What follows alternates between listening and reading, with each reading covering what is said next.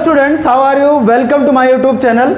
आज हम आपको पढ़ाएंगे पैरेलल लाइंस और उसकी प्रॉपर्टी। ठीक है, पैरेलल लाइंस क्या होती हैं, उसमें एंगल कैसे बनता है, उसमें दो एंगल्स को ऐसे निकालते हैं। अगर हम एक एंगल दिया हो तो दूसरे एंगल को ऐसे निकालते हैं। करस्पॉन्डिंग एंगल क्या होते हैं और ट्रांसवर्सल क्या होता है और उसके अल्टरनेट इंटीरियर एंगल क्या होता है, अल्टरनेट एक्सटीरियर एंगल क्या होता है, इन सब के बारे में आज हम आपको बताएंगे। ठीक है, देखिए इसकी पहला हेडिंग है इसका parallel lines and it's property. Parallel line और उसकी प्रॉपर्टी को पढ़ते हैं। इसमें यहाँ पे है here L and M are parallel lines and N is a transversal. यहाँ जो लाइन एल है और लाइन एम है ये क्या है, वो ये है पैरेलल लाइंस। ठीक है, और एन यहाँ पे क्या है, ट्रांसवर्सल है। एन ट्रांसवर्सल होता है, इसको हिंदी में तिर्यक रेखा कहते हैं और इन दोनों को समांतर रेखाएं कहते हैं। ठीक है, अब देखिए इसमें कई एंगल्स होते हैं, ढेर सारे एंगल्स होते हैं। पहला एंगल्स की बात करते हैं, करस्पॉन्डिंग एंगल। ठीक है, करस्पॉन्डिंग एंगल कौन कौन सा है? ऊपर का ऊपर एंगल से जो मेजर होता है उसे क्या कहते हैं, करस्पॉन्डिंग एंगल कहते हैं। यहाँ पे देखिए एंगल 1 इक्वल्स टू एंगल 5 और कोई पैरेलल लाइंस दो हो उसके बीच एक ट्रांसवर्सल होता है तो उसकी करस्पॉन्डिंग एंगल इक्वल होती है, जो भी करस्पॉन्डिंग होती है। देखिए पहले एंगल 1 इक्वल्स टू एंगल 5 क्या होगा, एंगल 2 ये जो 2 है वो 6 के इक्वल होगा। ठीक है, 2 6 के इक्वल होगा। और एंगल 4 इक्वल्स टू कितना हो जाएगा, वो एंगल 8, ये नीचे वाले के इक्वल होगा। करस्पॉन्डिंग मतलब उसी के परिता है ना, उसे संगत कोण कहते हैं। ठीक है, एंगल 3 इक्वल्स टू कितना होगा, एंगल 3 इक्वल्स टू एंगल 7 होगा। ठीक है, करस्पॉन्डिंग एंगल ये सारे होते हैं। इसके आगे देखते हैं के स्टूडेंट्स, इसके आगे देखते हैं alternate interior angle. Alternate interior angle क्या होता है? अब देखिए इसमें कौन कौन सा एंगल 4 इक्वल्स टू एंगल 6 के होगा। जो एंगल 4 है वो 6 से इक्वल होगा और एंगल 3 इक्वल्स टू एंगल 5 के होगा। देखिए इसमें क्या है, एंगल 4 इक्वल्स टू एंगल 6 के है और एंगल 3 इक्वल्स टू किसके होगा, एंगल 5 के होगा। ये है अल्टरनेट इंटीरियर एंगल। उसके बाद देखिए अल्टरनेट एक्सटीरियर एंगल क्या होता है। अल्टरनेट इंटीरियर एंगल यही होता है, 4 और 6 के इक्वल होगा, 3 और 5 के इक्वल होगा। ये अंदर में होता है, जो पैरेलल लाइंस के अंदर में होता है उसे इंटीरियर एंगल कहते हैं। ठीक है, पैरेलल लाइंस के अंदर में होगा तो उसे इंटीरियर एंगल कहते हैं। उसके बाद अल्टरनेट एक्सटीरियर एंगल देखिए क्या होता है। अल्टरनेट एक्सटीरियर एंगल क्या होता है, वो 1 इक्वल्स टू होगा 7 के और 2 इक्वल्स टू होगा 8 के। देखो अब 1 इक्वल्स टू कितना होगा, 7 के और 2 इक्वल्स टू किसके होगा, 8 के। ठीक है, तो इस तरह से आगे प्रॉपर्टी देखते हैं। ठीक है, इस तरह से अल्टरनेट एक्सटीरियर एंगल होता है। ठीक है, इसके आगे देखते हैं। ठीक है स्टूडेंट, इसके आगे देखते हैं कि sum of angles same side of transversal. Transversal कौन सी लाइन है, ये वाली लाइन जो है वो ट्रांसवर्सल है, इसके सेम साइड चाहे और इंटीरियर में हो भी, मतलब ये 4 + 5 ये जो एंगल है इनका सम कितना होगा और 3 + 4 इस 3 + 6 इनका सम कितना होगा। ठीक है, तो यहाँ पर एंगल 4 + एंगल 5 का सम जो भी ये ट्रांसवर्सल के इधर वाला है, ट्रांसवर्सल के इधर वाला है। ठीक है, या तो लेफ्ट में या तो राइट में। ठीक है, दोनों एंगल का सम कितना होगा, वो कितना होता है 180 डिग्री। ठीक है, वो कितना होता है 180 डिग्री। एंगल 3 + एंगल 6 भी कितना होगा, एंगल 3 + एंगल 6 भी कितना होगा, 180 डिग्री। ठीक है स्टूडेंट्स, इसकी पांचवी प्रॉपर्टी देखते हैं पैरेलल लाइंस की। क्या है पांचवी प्रॉपर्टी है, vertically opposite angles. Vertically opposite angle क्या होते हैं, जब दो लाइनें एक दूसरे को इंटरसेक्ट करती हैं वहाँ वर्टिकली अपोजिट एंगल बनता है। तो यहाँ पे 3 लाइन है, यहाँ पे एक लाइन एल है ये, और ये लाइन एम है और ये लाइन एन है। ठीक है, एन ट्रांसवर्सल है, तो एल और एन यहाँ पे इतनी दूर इंटरसेक्ट कर रही है तो यहाँ के बीच वर्टिकली अपोजिट एंगल बनता है। 1 इक्वल्स टू 3 के होता है, 2 इक्वल्स टू 4 के। देखिए यहाँ पे कितना लिखा हुआ है, 1 इक्वल्स टू 3 के और 2 इक्वल्स टू किसके, 4 के। ये वर्टिकली अपोजिट एंगल।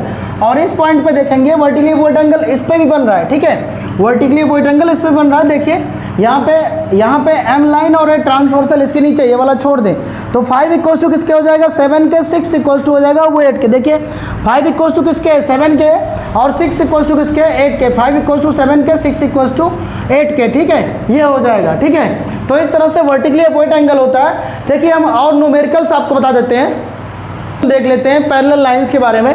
देखिए पैरेलल लाइंस से रिलेटेड क्वेश्चन है, if L parallel to M, यहाँ फिगर में जो दिया हुआ है L पैरेलल टू M है, find x y z in the given figure.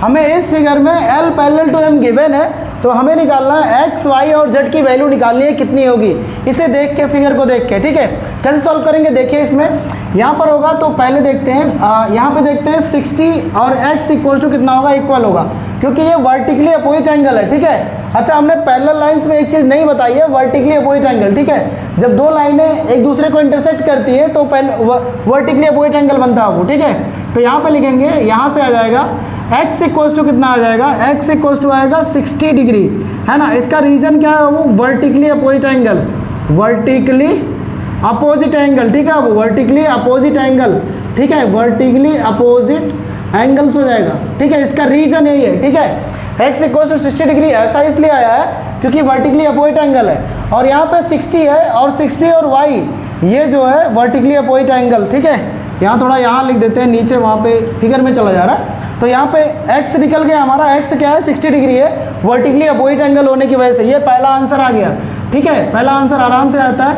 अगर हमें सारे रूल्स पता है पैरेलल लाइंस में या इंटरसेक्टिंग लाइन में या लाइंस के बारे में कुछ पता है तो हम लगा सकते हैं, सॉल्व कर सकते हैं क्वेश्चन आसानी से, ठीक है। जैसे ये 60 डिग्री दिया है, y दिया है, ठीक है, तो यहाँ लिखेंगे y इक्वल टू कितना हो जाएगा 60 डिग्री। ऐसा क्यों होगा, क्योंकि ये जो है अल्टरनेट इंटीरियर एंगल है बाबू, ठीक है, तो लिखेंगे y इक्वल टू 60 डिग्री। ऐसा इसलिए होगा, y इक्वल टू कितना लिखेंगे 60 डिग्री, है ना। ऐसा इसलिए होगा, ये है अल्टरनेट इंटीरियर एंगल। कौन सा एंगल है, अल्टरनेट इंटीरियर एंगल लिखेंगे बाबू, क्या लिखेंगे, अल्टरनेट इंटीरियर एंगल, ठीक है, अल्टरनेट इंटीरियर एंगल, ठीक है, हो गया। हमें तीसरा निकालना है। देखिए यहाँ पे, देखिए इस पॉइंट पे, देखिए ध्यान से, इस पॉइंट पे देखिएगा ध्यान से, इस पॉइंट पे क्या है y प्लस जेड, अगर इन दोनों को जोड़ते हैं तो सीधी लाइन बन रही है, और सीधी लाइन जब बनती है ऐसे तो वो कितना डिग्री का होता है, 180 डिग्री का, वो लीनियर पेयर होता है, ठीक है।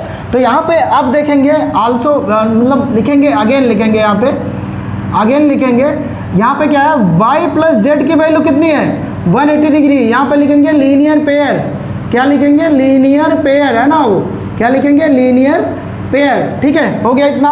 y हमें दिया हुआ, y अभी आया हुआ है कितना है 60 डिग्री, 60 प्लस z की वैल्यू कितनी आ जाएगी 180 डिग्री। अगर हमें z निकालना है तो z इक्वल टू कितना आएगा, 180 में से 60 उधर जाएगा तो सब्ट्रैक्ट हो जाएगा, 180 माइनस 60 आ जाएगा, कितना आ जाएगा वो 180 माइनस 60, 180 में से 60 जाएगा, कितना होगा 80 में से 60 जाएगा, 120 डिग्री आ जाएगा वो, ठीक है, यही इसका आंसर हो जाएगा, ठीक है। इसी तरह से आप सवाल लगाएंगे, क्वेश्चन इसका सॉल्व करेंगे, जो भी न्यूमेरिकल आएंगे, ठीक है, इसी तरह से सॉल्व करेंगे। आगे और क्वेश्चन एक आध देख लेते हैं, ठीक है स्टूडेंट्स, का नेक्स्ट क्वेश्चन देख लेते हैं। नेक्स्ट क्वेश्चन में ये कहा है, find the value of a and b if a ratio b, जो हमें a रेशियो b दिया हुआ है वो दिया है 2 रेशियो 3 दिया हुआ है, and l parallel to m है, और ये दोनों पैरेलल लाइन है। अगर ये दोनों पैरेलल लाइन है तो पैरेलल वाली सारी प्रॉपर्टी लगेगी, ठीक है। तो यहाँ पर देख लेते हैं, पहले समझ लेते हैं a और b कैसे हैं, है ना। यहाँ लिख लेते हैं here angle a and b are, यहाँ लिख लेंगे, यहाँ लिख लेंगे here a and b are, a and b are the angles, a and b are the angles same side of transversal, है ना, वो क्या है ये same side of transversal, same side of transversal, ठीक है, सेम साइड ऑफ ट्रांसवर्सल है। तो इसमें क्या होगा, एंगल a प्लस बी कितना हो जाएगा, तो यहाँ से हो जाएगा वो a प्लस बी कितना हो जाएगा 180 डिग्री हो जाएगा, वो क्या हो जाएगा 180 डिग्री, ठीक है। a प्लस बी कितना हो जाएगा 180 डिग्री। हमें निकालना है a और b की वैल्यू। अगर हम कर लेते हैं a जो है 2 है, तो लेट मान लेते हैं, अगर a रेशियो b हमें गिवन है, हमें दिया है a रेशियो b कितना दिया है, वो a रेशियो b दिया है वो कितना है 2 रेशियो 3, ठीक है। लेट अगर कर लेते हैं, कॉमन फैक्टर x है तो ये पहला हो जाएगा। अगर हम यहाँ पर आएगा नहीं हमें लग रहा है इसमें, है ना, आगे बताना पड़ेगा, ठीक है। लेट कर लेते हैं, अगर let common factor equals to कितना आएगा, वो कॉमन फैक्टर x है, तो इसका जो फर्स्ट एंगल a आएगा वो कितना आएगा, a इक्वल्स टू आएगा वो 2x, है ना, कितना आएगा 2x, and b equals to कितना आएगा, b इक्वल्स टू आ जाएगा, ये 3 रेशियो है तो कितना हो जाएगा 3x, ठीक है। अब इसके आगे हम इसको इरेज करके बता देते हैं, यहाँ हो गया इतना, है ना, a और b समझ गए आप लोग, ठीक है। इसी के ऊपर हम सॉल्व कर देते हैं, ठीक है, ये जो बचा हुआ इतना पार्ट है, ठीक।